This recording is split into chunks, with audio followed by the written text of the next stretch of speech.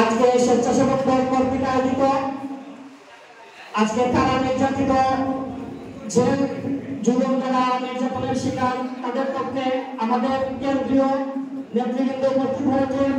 তার মধ্যে আজকে আমাদের মঞ্চে উপস্থিত কেন্দ্রীয় স্বেচ্ছাসেবক দলের সংগ্রামী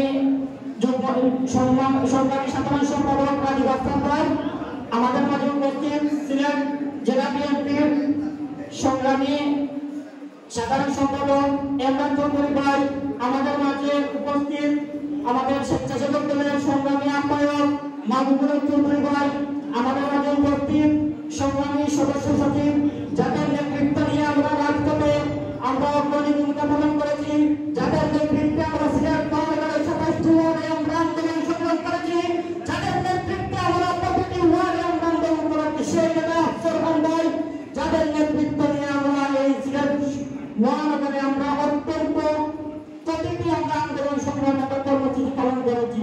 আন্দোলন কর্মসূচি পালন করতে গিয়ে দেখা গেছে আমরা জেল নির্যাতনের শিকার হয়েছি।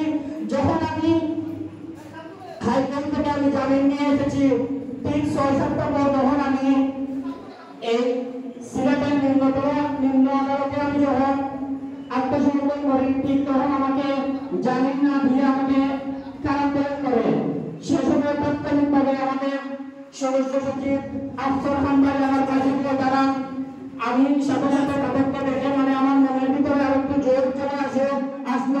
যখন আমি গ্রেফতার হয়েছি ঠিক তখন আমার কাছে ছিলেন সদস্য সচিব আফসার খান ভাই। আর প্রথমে আমি প্রকাশ করি আমার নেতা সিলেট মহানগর বিএনপির সাবেক সফল সদস্য সচিব মির্জা সিদ্দিকী ভাই। যখন আমি মামলা খেয়েছি ঠিক তখনই আমার মামলার সব ব্যবস্থা উনি করেছেন। তারপরে আমি জেলা যখন গিয়েছি আমার জামিনের ব্যবস্থা করেছেন। তারপরে আমার পরিবারের খোঁজখবর নিয়েছেন আমাদের সংগ্রামী সদস্য সচিব এবং আহ্বায়ক মাহবুবুর চৌধুরী ভাই সহকারীভাবে আমার খোঁজখবর নিয়েছেন। যাই হোক আলহামদুলিল্লাহ আমাদের মধ্যে এটাই পাওয়া। আর যখন আমরা আন্দোলন সংগ্রামে যাই এই দেখো যদি আমাদের পিছনে সাপোর্ট না তখন আমরা পিছু হবো না ইনশাআল্লাহ। আমি